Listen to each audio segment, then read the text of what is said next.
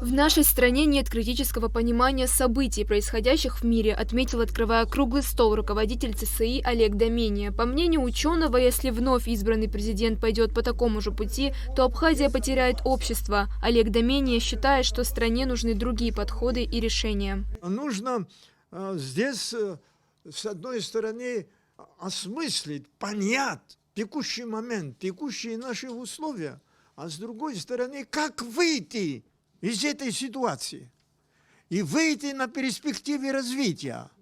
Все-таки у нас дети растут, внуки растут. Все-таки мы на будущее рассчитываем. И кроме того, что я хочу сказать, момент, который мы переживаем, это не лучше, если не хуже, чем в августе 92 года. Тогда мы хорошенько ориентировались во внешнем мире и в себе ориентировались, потому что враг там, за Ингурой, он приближается к нам, а мы были едины. Угроза, которая чувствовалась, ощущалась каждым из нас, она объединяла нас. Абхазия маленькая страна. Абхазия – это немногочисленный маленький народ.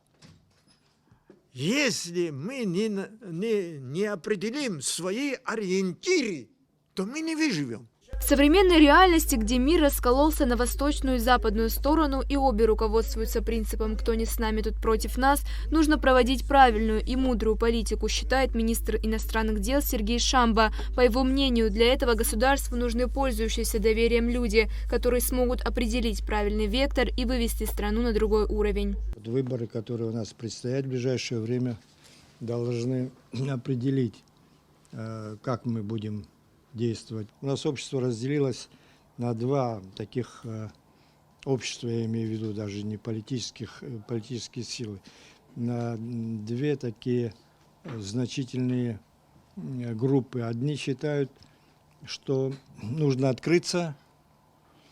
Открыться это значит и привлечение инвестиций, и все то, что, собственно говоря, вызвало противодействие другой группы, которая за большую осторожность, консервативность большую.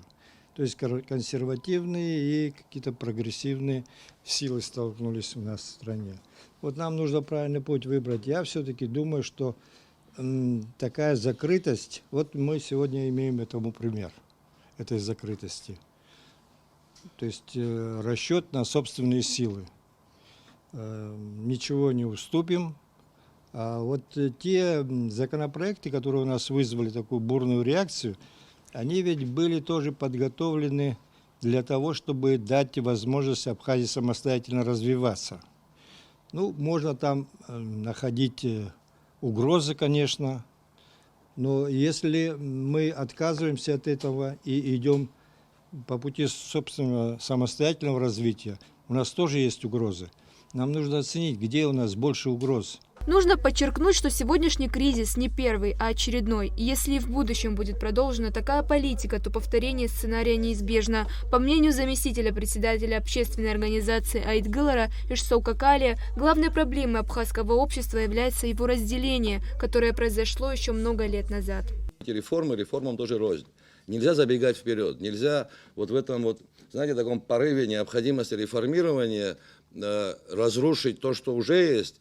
Есть такой риск. И не создать ничего нового, которое может работать. Я считаю, абсолютно согласен с Тамазом Ивановичем, что в первую очередь было бы, наверное, верно изменить механизмы формирования народного собрания, парламента. Я считаю, что вот в этой реформе необходимо было бы прописать и усилить контрольные функции парламента. Вплоть до того, что прямо указать конкретные даты, там в конце года или в начале года, конкретные даты и конкретных руководителей, которые были бы обязаны являться в парламент и отчитываться о проделанной работе. Безопасность нашего государства – это правильно выстроенные отношения с Россией, считает председатель Союза журналистов Абхазии Руслан Хашик. Национальные интересы обеих стран должны сочетаться. Вот когда они однозначно совпадают, там не надо искать, как это решить. Но когда возникают проблемы, вот тогда и наступает это слово дипломатия, умение вести переговоры. И то, что Олег Несторович здесь говорил, умение отстаивать абхазские национальные интересы. Да не бывает в мире, чтобы постоянно национальные интересы большой и маленького государства, они постоянно совпадали.